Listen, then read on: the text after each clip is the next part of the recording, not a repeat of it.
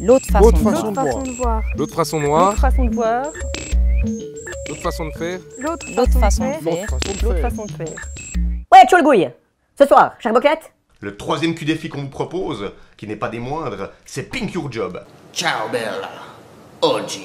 Salut à tous, alors moi c'est Pascal, l'outron-chef de coca.ch. Du sport est dans la dèche, on a besoin de toi. Alors l'aventure Coca elle a démarré avec avant tout un pari que j'avais fait avec un prof de marketing en fait il y a maintenant presque 9 ans. C'était de dire je vais lancer en fait une boîte avec justement pas un rond en poche. Le truc c'était de dire écoute je vais surtout pas faire ce qui m'a été enseigné parce que je suis convaincu que le bouche à oreille et puis finalement mes potes ou le réseau que j'ai peut faire en sorte que ça décolle. Et puis ça pour moi c'est un élément qui était essentiel. J'ai 2-3 potes qui bossent avec moi ici chez Coca qui m'ont aussi aidé parce qu'aujourd'hui je serais de loin pas au niveau où Coca est sans ces personnes-là. Donc moi tout seul je serais que dalle.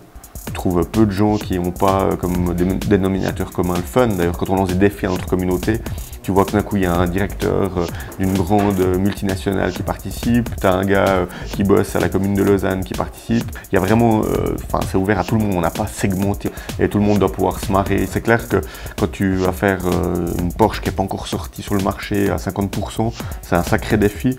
Et puis c'est cool parce que tu peux vraiment montrer que quelque chose qui est inaccessible pour une grande partie de la population peut le devenir.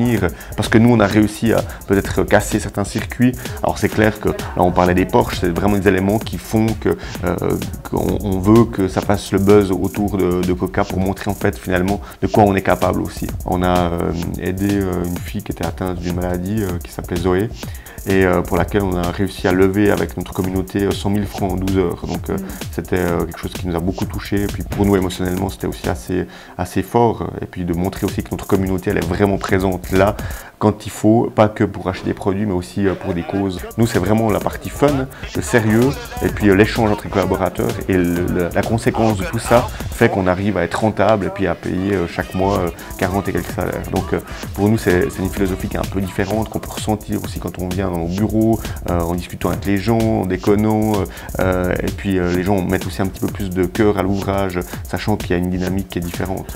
Je veux dire, c'est une des valeurs de Coca, c'est justement ce côté fun, ce côté déconne qui est ultra important. Venez voir faire. Venez voir faire. Venez voir faire.